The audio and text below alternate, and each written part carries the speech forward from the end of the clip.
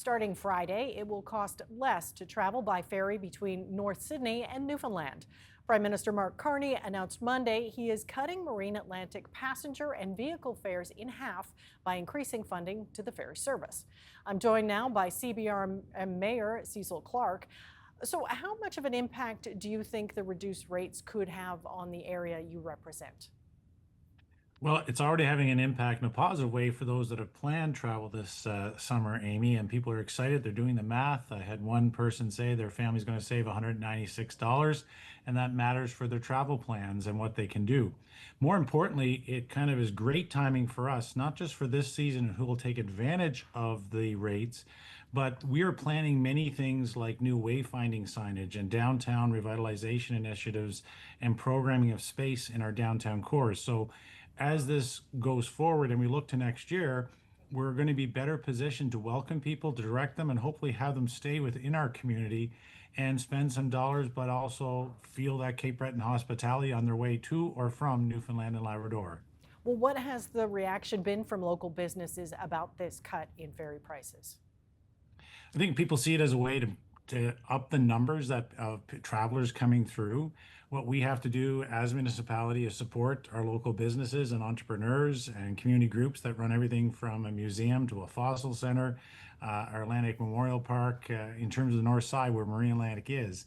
How can we drive traffic to those areas? And we'll work with the community groups so that this is a win-win for everybody. And so the uptake this year is going to be great. You consider there were basically 368,000 travelers approximately going across last year. Those numbers going up are great numbers. Just to get a fraction of that of people staying and spending and experiencing and enjoying the Cape Breton hospitality. This is, I hope, to be a win-win. But as a municipality, we have a role to play. We have to take every measure we can to support our local communities, to make sure that we are inviting. And thanks to some of the initiatives we have in place, people will see and will have bear the fruits of that in the next season as well. Now, Ottawa is also freezing the commercial freight rates on the route. Do you anticipate that might mean more truck traffic between Cape Breton and Newfoundland? Oh, I actually believe that could actually have a very large impact because we have over, I think, 91,000 last year of vehicles would have gone through for commercial of the large number of passenger vehicles, which are in excess of 145,000. So to see these rates reduced is going to create opportunities for the flow of traffic. What will happen is, again, how do we create local opportunities? Do we have drop trailer services? Are there other intermodal transportation opportunities that can create local economic benefit? That's what I'm going to be focused on, working with Marine Atlantic, working in hopefully with those stakeholders in the transportation sector and trucking industry. But locally as a community, will new volumes of traffic offer other opportunities for commercial plays that we can be part of?